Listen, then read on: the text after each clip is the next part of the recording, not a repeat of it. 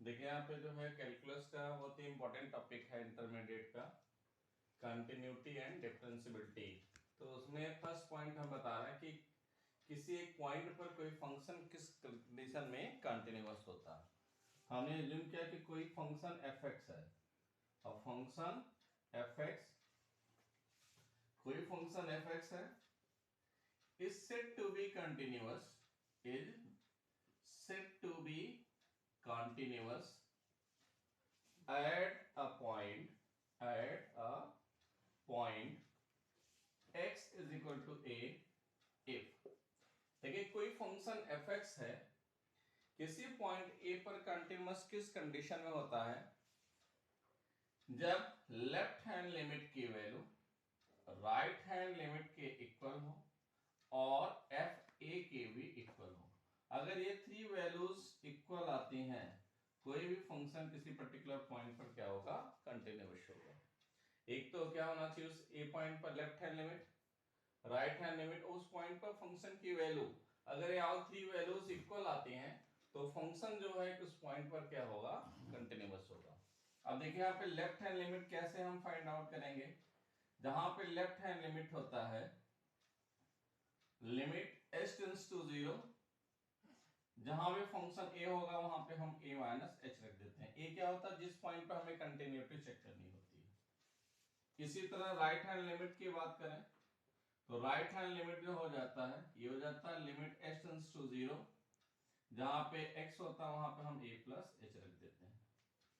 ये तीनों वैल्यू दोनों इक्वल हो जाएंगे। ये थर्ड वैल्यू जो है x इक्वल टू a पर हम फंक्शन की फाइंड आउट करते हैं।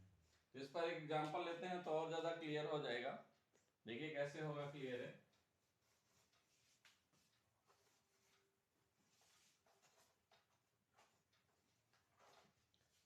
जैसे मान लो क्वेश्चन हम ले लेते हैं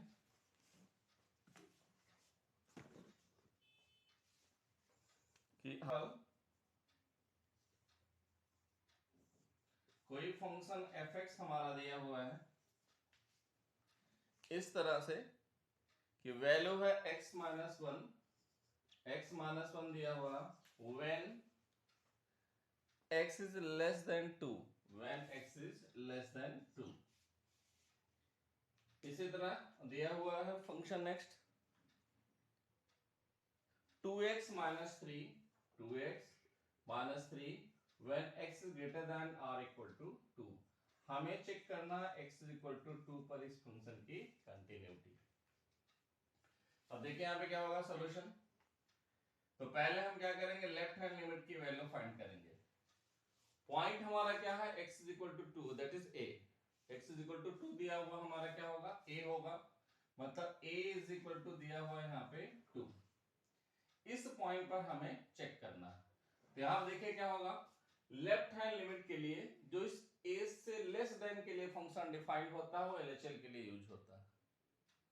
जो ये पॉइंट दिया हुआ उससे लेस के लिए जो फंक्शन होगा LHL में यूज होगा।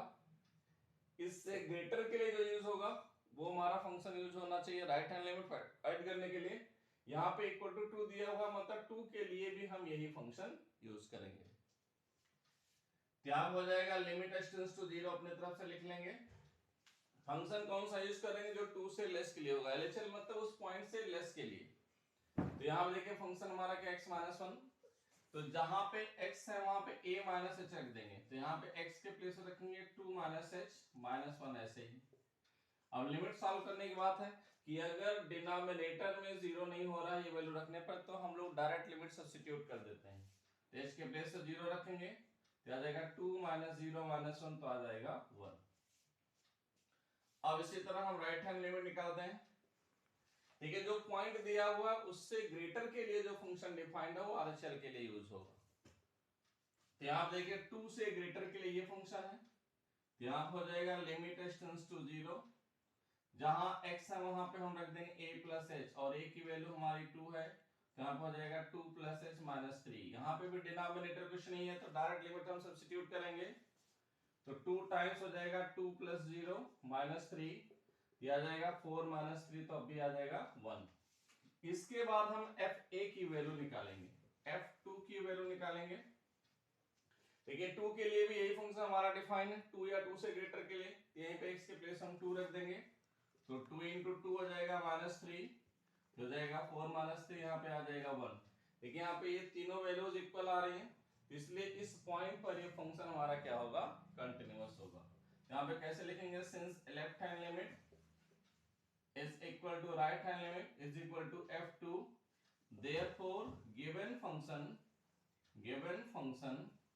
will be continuous at x is equal to 2।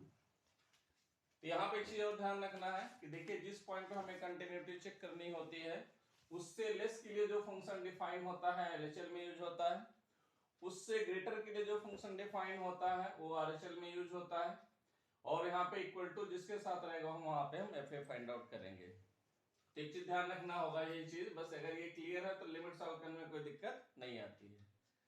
इनमें से अगर कोई भी अगर एक वैल्यू अनइक्वल हो जाए तो फंक्शन हमारा क्या होगा, डिसकंटीन्यूअस होता है, कंटीन्यूअस नहीं होता।